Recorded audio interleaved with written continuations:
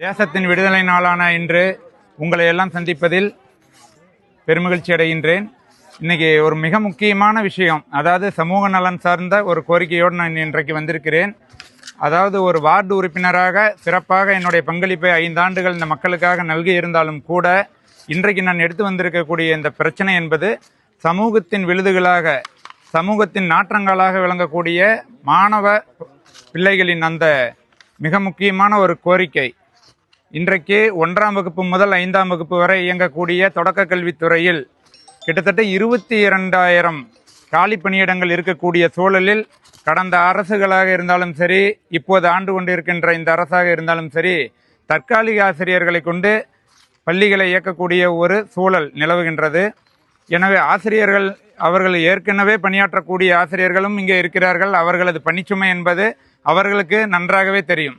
ஏனென்றால் இன்றைக்கு இருக்கக்கூடிய சூழலில் கணக்கெடுப்பு பணிகள் உள்ளிட்ட எல்லா விஷயங்களையும் அவர்கள் அதுவே ஒரு மிகப்பெரிய பணிச்சுமையாக இருக்கக்கூடிய சூழலில் இதற்கு இடையில் இன்னைக்கு கற்பிக்கக்கூடிய சூழலில் இருக்கக்கூடியவர்களுக்கு தகுதியாக அரசு நிர்ணயிக்கக்கூடியது ஒரு தொடக்க கல்வித்துறையை பொறுத்தவரை ஆசிரியர் பட்டய படிப்பு அப்படிங்கிறது அவங்களுக்கு ஒரு அடிப்படை ஒரு தகுதி.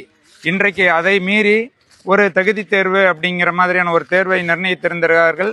அதற்கு பிறகு தகுதி தேர்வில் நீங்கள் தேர்ச்சி பெற்றிருந்தாலும் கூட அதற்கு பிறகு நியமன தேர்வு என்கின்ற ஒன்றிலும் நீங்கள் தேர்ச்சி பெற்றால்தான் உங்களுக்கு பணி வாய்ப்பு என்கின்ற அந்த சூழலில் இன்றைக்கு அதிலும் தேர்ச்சி பெற்று 21,000 ஆசிரியர்கள் வேலை வாய்ப்பிற்காக காத்திருக்கக்கூடிய இந்த சூழலில் அரசு பொருளாதார சூழல், நிதிச்சுமை என்கின்ற அந்த காரணங்களையெல்லாம் காட்டி கிட்டத்தட்ட ஒரு 13 ஆண்டுகளாக ஒரு 2,000 பணியிடங்களை மட்டும்தான் பூர்த்தி செய்திருக்கிறார்கள்.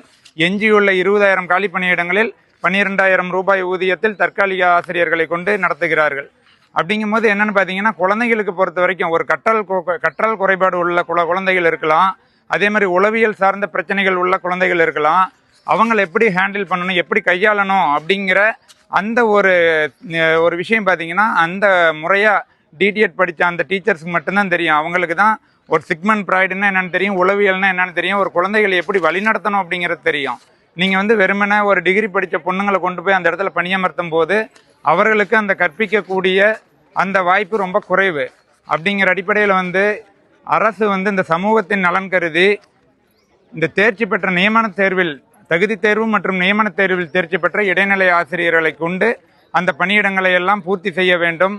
நாளைய சமூகத்தை கருத்தில் கொண்டு வளரிளம் பருவத்தில் இருக்கக்கூடிய அந்த குழந்தைகளின் எதிர்கால நலனை கருத்தில் கொண்டு அத்தகைய ஒரு முடிவை எடுக்க வேண்டும். அதற்கு நீங்கள் இந்த தீர்மானத்தை, ஊராட்சி தீர்மானம் என்பது கிட்டத்தட்ட ஒரு சுப்ரீம் கோர்ட்டு ஒரு ஜட்ஜ்மெண்ட்டுக்கு இணையான ஒரு தீர்மானம். எனவே இந்த தீர்மானத்தை நீங்கள் குழந்தைகள் மீதான இந்த எதிர்கால சமூக நலனில் அக்கறையுள்ள நீங்கள் ஏற்றி தருமாறு வேண்டி விரும்பி கேட்டுக்கொள்கிறேன் மேடம்.